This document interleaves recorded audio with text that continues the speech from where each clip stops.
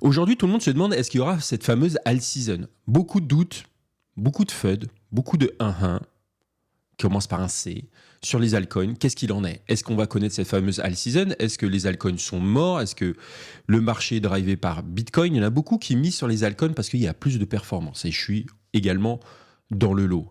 Mais je vois également beaucoup de bêtises sur le fait qu'il n'y aura pas de alt season. Alors peut-être que ça sera le cas, et je me tromperai, mais je voudrais remettre un petit peu les choses en perspective, parce qu'on parle, comme je te montre ici, j'ai vu ce tweet partir hyper viral. Alors c'était pas lui qui avait envoyé cette photo, mais je ne me rappelle plus, j'ai pas le tweet originel, mais il a été reposté dans toute la twittosphère, d'accord, qui s'appelle X maintenant.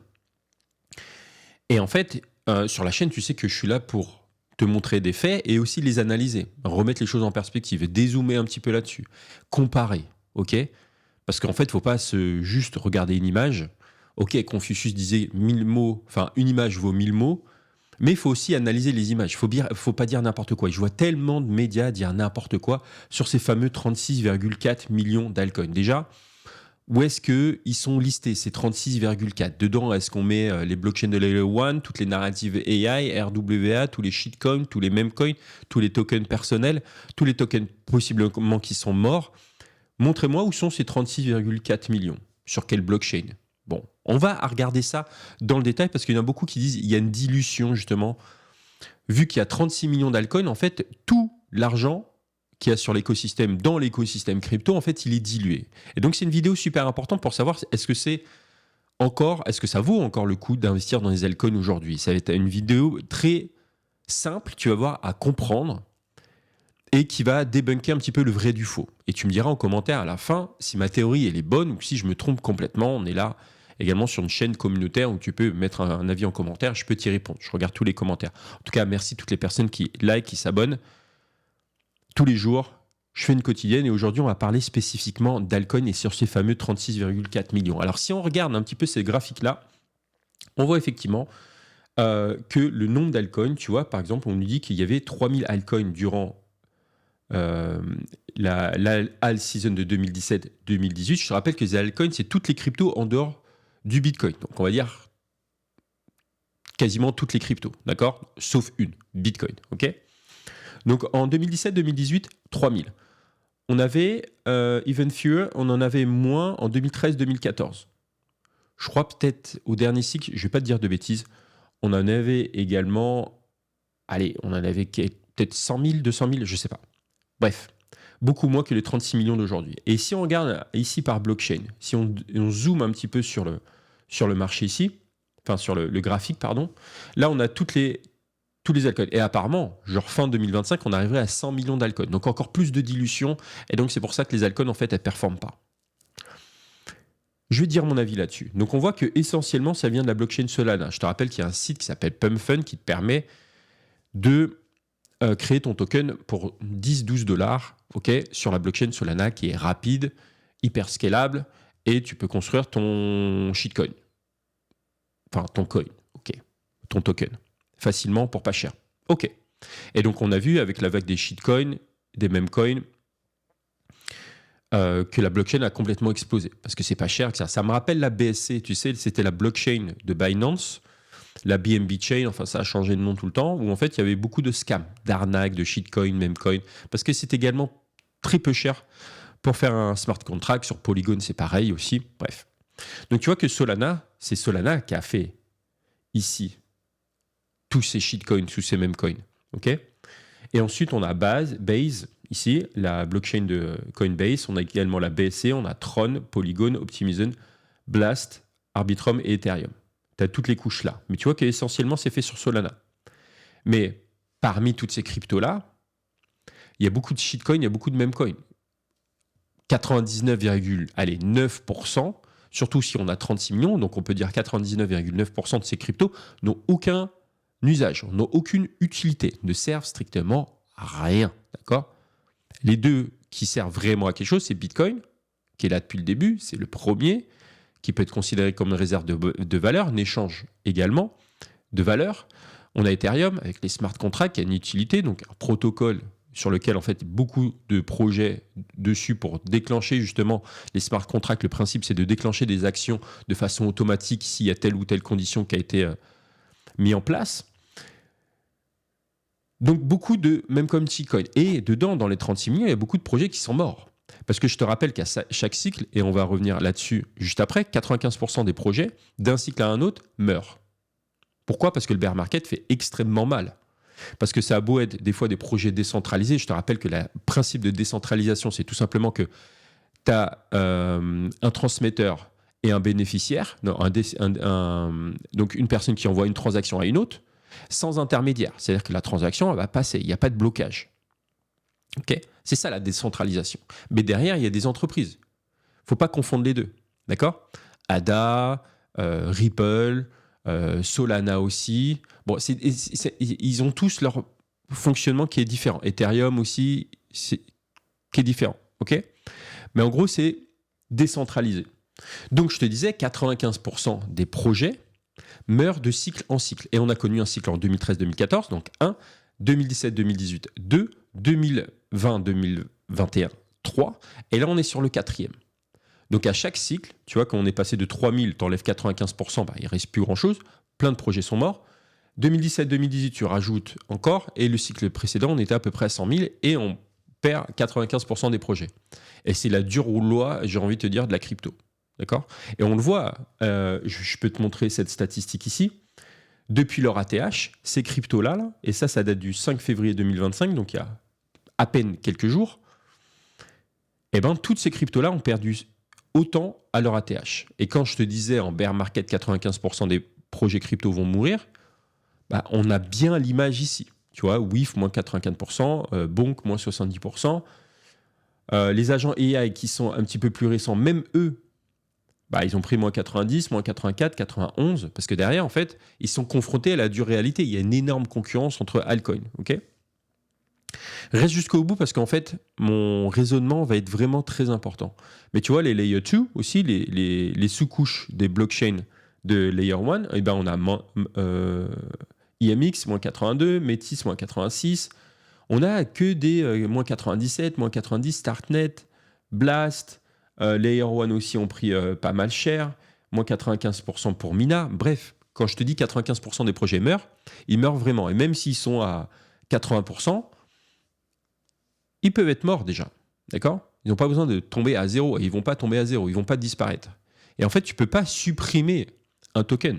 Une fois qu'il est mort, mais il reste sur la blockchain. Et donc, il fait partie des cadavres des 99,9% Enfin, ça, c'est 99,9% des projets qui ne servent à rien, qui n'ont pas d'utilité, mais dedans, il y a beaucoup de morts. Okay, il y a un cercueil, il y a un cimetière rempli de cadavres de projets qui sont morts. Encore cette semaine, j'ai eu un fondateur qui m'a dit « J'arrête le projet. Plus d'envie, plus d'énergie, plus de liquidité, pas d'utilité, ça n'a pas accroché, etc. » Tout le temps, tous les jours. Okay, et des fois, ils ne l'admettent pas. Parce qu'en fait, tu ne peux pas retirer la liquidité ou ils ne retirent pas la liquidité ou le projet, il stagne et puis à un moment, c'est fini. Donc ça, c'est super important, moins 95%. Donc, si on part du départ, si on part ici à 36 millions, donc comme je te disais, beaucoup de personnes disent, tiens, c'est dilué sur tout le marché. Si on regarde sur CoinMarketCap, quel est le marché actuel ? On est à 3,14 trillions, d'accord ? Il y a quelques semaines, on était à 3,50 trillions, donc 1 trillion, c'est 1000 milliards. Donc là, on est à 3000 milliards de dollars à peu près, d'accord ? On était proche des 4000 milliards de dollars, d'accord ? Donc on peut se dire sur 36 millions de tokens, eh ben en fait, ça fait pas beaucoup par token. Si on enlève les shitcoins, les meme coins, les projets morts, il reste que 0,01. Et je vais aller beaucoup plus loin que ça dans ma réflexion. Parce que si tu regardes sur CoinMarketCap, tu as le nombre de tokens qui sont, selon eux, sur CoinMarketCap. D'ailleurs, je n'ai jamais cliqué dessus. Mais en fait, on n'a pas vraiment ce chiffre. Est-ce que c'est le nombre D'ailleurs, tu as vu le changement ? C'est écrit 10,88, je crois, et c'est passé à 10,92. Donc, est-ce qu'il y a un algorithme derrière qui... Mais je ne pense pas qu'il y ait 10 millions de tokens qui sont listés sur CoinMarketCap. Et je réponds d'ailleurs à cette question-là parce qu'on va regarder sur CoinMarketCap. Mais on est passé de 36 millions à 10 millions sur CoinMarketCap. OK ? Si on va plus loin, il faut aller plus loin que le chiffre, et c'est le but de la chaîne, de creuser, d'accord? Si on va plus loin et on regarde ici, donc là, on a 100 tokens par page, ok? J'ai 100 pages. Tu fais le calcul, ok? Donc, on est à 10 000. On a 10 000 projets. Donc, on est passé de 36 millions à 10 millions à 10 000, ok? Donc là, si on va tout en bas, on a 10 837. Finalement, on n'est pas à 10,92 millions, mais plus 10 837. Donc ça fait une sacrée différence quand même. Entre les 36 millions et les 10 millions à 10 837, ok. Si on regarde maintenant la capitalisation des derniers projets qui sont listés par CoinMarketCap, on a des projets, donc là on a le market cap, on a des projets qu'on... Enfin, tu te demandes qu'est-ce qu'ils font là. Ils ont 4 000 de market cap, là ils ont 63 000, 523 000, etc. Très très faible. Ils n'ont même pas 1 million de market cap. D'accord? Si on va un petit peu plus en amont, je ne sais pas pourquoi on a ce secteur grisé, mais tu vois, on a plein de projets ici à 10 200. Ils n'ont même pas 20 000 de market cap. Et d'ailleurs, si on revient peut-être au début, ok, donc très très peu de capitalisation, donc de fonds bloqués dans ce projet-là. Et d'ailleurs, si on avance un petit peu, je vais essayer de faire ça très très vite. Donc tu vois, là, je suis déjà à la page 12 de CoinMarketCap. Je suis déjà à la page 12, donc le projet 1200. Ok ? Et on n'est qu'à 10 millions de market cap. C'est très très faible. C'est très très faible. Ok ? Donc c'est des projets soit qui viennent de sortir de terre, soit qui ne sont pas encore adoptés. Il n'y a pas forcément de VC derrière, il n'y a pas forcément d'intérêt. C'est des projets qui viennent de terre. Ok ? Et dedans, dans ces 1200, on a des shitcoins, des memecoins qui sont sortis. Et souvent, en fait, comme je t'ai dit, ils n'ont pas d'usage, pas d'utilité, ils ne servent à rien. Et en fait, il y a un pump and dump. Ok ? Donc, on est passé de 36 millions à 10 millions, à 10 800, à 1200. On va réduire encore la fenêtre parce qu'on parle souvent de dilution sur le marché, les fameux 3,14 trillions. D'accord ? Maintenant, on est à 1200. 1200 projets. C'est que dalle par rapport à 36 millions. D'accord ? Parce qu'on va prendre les 10 millions, ceux qui ont 10 millions de market cap. Et encore, tu vois, ça monte vraiment graduellement. Voilà. Mais on va dire que, allez, il y a 1000 cryptos qui ont rassemblé de la capitalisation et puis il y en a qui servent strictement à rien. Mais je vais aller plus loin sur la réflexion. C'est-à-dire que on parle de dilution, on dit ouais, mais maintenant, en fait, il y a trop de cryptos. OK. Donc là, on a vu, on passait de 36 millions à 10, à 10 800, à 1200. On va réduire encore ça. Et finalement, tu dis 1000, c'est que dalle. Sur un marché qui grandit à 3,26 trillions maintenant. D'accord ? Ça ne cesse d'augmenter tout le temps. Surtout que moi, quand j'ai commencé dans la crypto, on n'était même pas, je crois, à 1 trillion. Là, on est à 3,26. Il y a quelques semaines, on était à 3,80.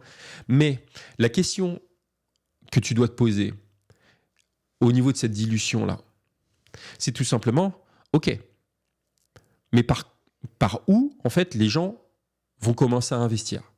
Parce qu'en fait, pour qu'il y ait une all season, il faut qu'il y ait un intérêt. Donc, c'est-à-dire que le Bitcoin soit à un niveau trop pour que ça soit intéressant de miser sur le Bitcoin, parce qu'on va aller, s'il est à 100 000 $, on va se dire, sur ce cycle-là, il peut monter à 200 000, admettons. On va faire un schéma comme ça. Il va faire un x2. Puis à un moment, s'il monte à 130, 140, les gens ils vont se poser des questions, ils vont se dire, ah, ça vaut peut-être pas le coup d'investir sur le Bitcoin, et peut-être les fonds d'investissement aussi. Et ça sera trop capitalisé. Et il y en a qui vont spéculer, aller chercher de la performance et donc se mettre sur des altcoins. Et c'est là, en fait, ça se déverse sur les altcoins. Donc la fameuse dilution Bitcoin sur Ether, et Ether sous-performe par rapport à Bitcoin, et ensuite, ça se déverse sur les altcoins. D'ailleurs, il y a une grosse erreur que font beaucoup de personnes, c'est tout simplement comparer le prix d'une crypto, et c'est pour ça qu'il y en a, même psychologiquement, ils se disent « Ah, mon portefeuille, il prend cher, parce que quand je te montre ici cette statistique, moins 84%, etc. » Oui, mais c'est par rapport à quoi ? 84% par rapport à quoi ? Si c'est par rapport au dollar, c'est une erreur. Parce que le dollar, il perd de la valeur de jour en jour. Et j'ai pas la stat ici, mais il perd de valeur depuis des dizaines d'années. D'accord ? Il ne sert plus à rien. Il y a une machine à billets. 80% des dollars qui sont en circulation ont été créés depuis le Covid. Pour contrer l'inflation, etc. Et ça, enfin, pas pour contre l'inflation, mais ça a augmenté justement l'inflation. Mais il faut ici que tu changes au niveau des paramètres là en Bitcoin. Juste ici. Et là, c'est beaucoup plus pertinent. Il faut que tu compares une paire par rapport au Bitcoin. Et là, tu as les vraies performances d'une crypto. Donc là, je vérifie bien, c'est par rapport au Bitcoin ici. Et là, tu peux comparer. Parce que le Bitcoin, en fait, pour l'instant, il drive tout le marché. Il prend toute la liquidité. D'accord ? Donc, il ne faut pas comparer un altcoin par rapport au dollar. Il faut le comparer par rapport au Bitcoin. Donc, tu vois, par exemple, XRP, sur les 60 derniers jours, il se porte plutôt bien. Il a pris 6% par rapport au Bitcoin, qui a, lui, également augmenté. Je te rappelle que le Bitcoin, il était à 15 000 $. Il n'y a pas si longtemps que ça, il y a 1 an et demi, 2 ans. Et il est monté à 100 000 $. Donc là, effectivement, Ethereum sous-performe par rapport au Bitcoin. XRP, finalement, il est en hausse. Mon Tether, n'en parlons pas parce que c'est un stablecoin. Solana, il a pris moins 10% par rapport au Bitcoin. BNB, moins 16%. Dogecoin, moins 40% par rapport au Bitcoin, etc., etc. Parce qu'on parle des moins 84%. Là, je te parlais ici au niveau de la TH. Je remets les choses dans le contexte. La TH, c'est le all-time high, donc c'est son niveau le plus haut, que ce soit un niveau qu'il ait atteint en 2020, que ce soit un niveau qu'il ait atteint en 2017, etc. Mais ici, très important, tu vois, hyper liquide, 90% par rapport au Bitcoin. Donc, il a surperformé. C'est-à-dire que Bitcoin performe et hyper liquide a surperformé. Est-ce que c'est le moment d'investir là-dessus ? Clairement pas. Mais ici, il faut remettre les choses en perspective. Le BGB, il a pris 162%. Litecoin, il a pris moins 12%, etc. Tu vois les mécanismes ? En fait, il faut comparer ce qui est comparé. Il faut comparer à un actif qui a performé. Si tu fais par rapport au dollar, tu feras que perdre de l'argent. Mais si Bitcoin prend de la liquidité et monte, il faut comparer par rapport au Bitcoin. D'accord ? Mantra, c'est pareil. Bref. Mais au niveau de la dilution, il y a une chose qui est très importante. Donc, je te posais la question, par où les retail vont rentrer. Quand il y a la all season, je te rappelle qu'il faut que Bitcoin soit à un niveau très élevé. Il faut que le Fear and Greed Index soit très élevé pendant très longtemps. Il faut que le RSI soit à 85-90 en weekly pendant très longtemps. Okay ? Et puis après, en fait, il va y avoir de l'argent frais qui va rentrer. Donc, il faut de l'argent frais. Et on voit que là, depuis une semaine, ça rentre. Il faut de l'argent frais pendant longtemps. Il faut de la hype, etc. Et avec la fameuse loi de Pareto, les 80-20. D'accord ? Parce que 80% des bénéfices que les investisseurs crypto se font, c'est à la fin du bull run, sur la phase parabolique, là où en fait tout explose.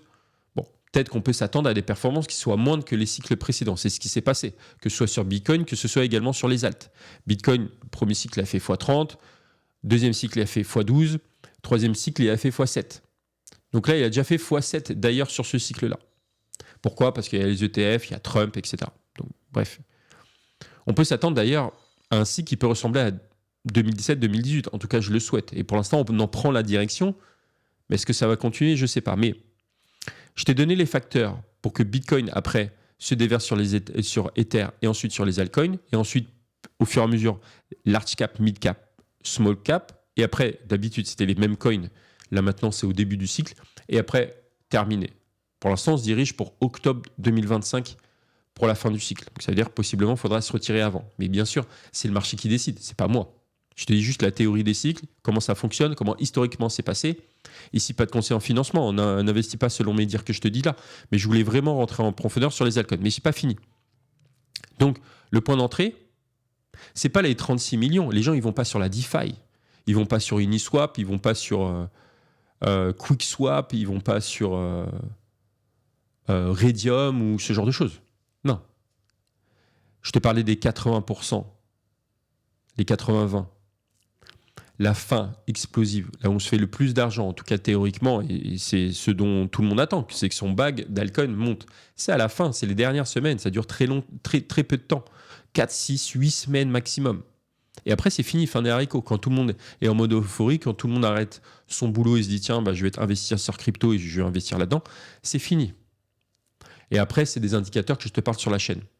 Et d'ailleurs, il y avait un membre de mon club, ça me fait marrer parce qu'il m'a dit c'est quoi ton but sur ce cycle-là ? Et j'ai réfléchi, enfin, j'ai pas réfléchi longtemps, mais j'ai réfléchi et je dis en fait, mon but, c'est d'aider les gens sur ma chaine à sortir au bon moment. Est-ce que je vais y arriver ? Je sais pas. mais essayer de sortir au bon moment. Comme je te dis, moi, je vais sortir tôt du marché. Je pense que même en ce moment, il faut plus penser à se retirer du marché qu'à rentrer sur le marché. Bref, ça, c'est un autre débat. Parce qu'en fait, chaque cas est particulier. Moi, je suis là depuis 6 ans. Ça fait 2 bull runs de bear market. Et selon le portefeuille de chacun, moi, je n'ai pas le même portefeuille peut-être que toi. Je n'ai pas la même aversion au risque. J'ai un profil qui est différent. Plus tu as de capital, moins tu t'exposes au risque. C'est normal. Moins tu as de capital, plus tu es prêt à prendre de risques, parce qu'au pire, ce capital, tu le perds. Tu as une perte totale. Au moins, tu auras tenté, etc. Moi, j'essaie de protéger aussi. Donc, c'est pour ça que j'essaie de sortir tôt. Et je te dis, moi, je prends des TP, je prends des profits au fur et à mesure. Peut-être qu'il y en a qui rentrent sur le marché. Est-ce que c'est un bon moment ? Il fallait être là pendant le bear market, ou il fallait être là il y a quelques semaines, il fallait être là il y a quelques mois. Chacun son problème, j'ai envie de te dire. Mais sur le long terme, et on l'a vu sur d'autres vidéos, les détenteurs à long terme, c'est ceux qui gagnent le plus. Déjà, ils débranchent leur cerveau, ils perdent moins de temps, etc. Bref. Mais ma réflexion, le bouquet final, c'est que comme je te disais, les 8 à les particuliers, et ceux qui viennent à la fin, ils ne vont pas aller sur la DeFi. Ils vont aller sur des échangeurs. C'est normal. Le point d'entrée, c'est un échangeur. OK, Crypto.com, Coinbase, Binance, etc. Tu es obligé de passer par là. Tu ne peux pas avoir de crypto si tu n'échanges pas du cash, euro, dollar, en crypto. Ce n'est pas possible. Donc on a parlé des 36 millions, on a parlé des 10 millions, on a parlé des 10 800. On est arrivé maintenant à 1000. Et encore, les 1000, on peut enlever des belles merdes. Excuse-moi l'expression. D'accord ? Mais sur les échangeurs, est-ce qu'il y a 36 millions de crypto ? Non. Est-ce qu'il y a 10 millions de crypto ? Non. Est-ce qu'il y a 10 800 ? Non. Est-ce qu'il y en a 1200 ? Non plus. Si on va sur les échangeurs, ici, tu vas sur CoinMarketCap, tu vas sur Exchange, et c'est là où en fait je vois beaucoup d'experts qui parlent des 36 millions, mais ok, mais c'est quoi la porte d'entrée ? Ok ? C'est comme si on disait on est 10 milliards sur la planète. Ouais, mais moi je vois juste mes voisins, je me dis c'est pas surpeuplé. Ouais, ok, Los Angeles il y a 40 millions de personnes, etc. Mais c'est quoi la porte d'entrée ? Et bien là, sur les échangeurs, quel est le nombre de tokens qui sont disponibles sur Binance, qui est la plateforme numéro 1 et où beaucoup de personnes vont peut-être investir ? 462. Ils sont où les 36 millions que je vois partout et qui créent un FUD et qui annulent la all season ? Ils sont où ? Ils sont pas là. Ils sont sur la DeFi, c'est des projets de merde qui ne servent à rien. Et la porte d'entrée, ça va être l'accès à 462 crypto. Et encore, Binance, c'est comme beaucoup d'échangeurs, ont listé, comme on l'a vu avec le Melania, le Trump, également les DogWifat, les PP, les Bonk, tout ce que tu veux. Ils ont listé et ils listent beaucoup de meme coins parce que c'est là où en fait ils gagnent de l'argent. C'est sur la liquidité. Et d'ailleurs, il y a des informations qui ont un petit peu leaké par rapport à qu'est-ce que gagne un échangeur à lister un token. Il gagne de la liquidité, il gagne des tokens en question, il gagne des nouveaux abonnés, enfin des nouveaux clients, pas forcément les meilleurs, j'ai envie de te dire, et c'est pas forcément éthiquement top de faire ça, parce qu'en fait, les échangeurs, ils listent ces tokens-là parce qu'ils savent qu'il y a de l'intérêt là-dessus. Les nouveaux, en fait, veulent investir sur les mêmes coins qui font du x2, mais en fait, derrière, ils font, je te montre pas la stat ici, mais je l'ai montré dans une précédente vidéo, depuis le listing sur Binance, c'est la porte de sortie, en fait, de beaucoup de personnes. Parce que c'est la finalité, quand c'est listé sur Binance, c'est fini. Ça a été listé déjà avant sur des plateformes Tier 1, Tier 2, Tier 3. Et avant, il y a des VC qui ont pu investir, il y a des investisseurs, même dans mon club, on peut investir early, donc avant que ça soit listé sur la DeFi ou un échangeur classique, Tier 3, c'est-à-dire de catégorie 3. D'accord ? Bref. Et donc, Binance, malgré ça, a quand même 462 cryptos, avec dedans des meme coins, des shitcoins, des trucs qui servent à rien, qui pump and dump. OK ? Si on prend Bybit 735, Coinbase 276, OKX 330, donc là on parle de plateformes qui sont PSAN, françaises, 276, 330, Upbit, BitGet 826, etc.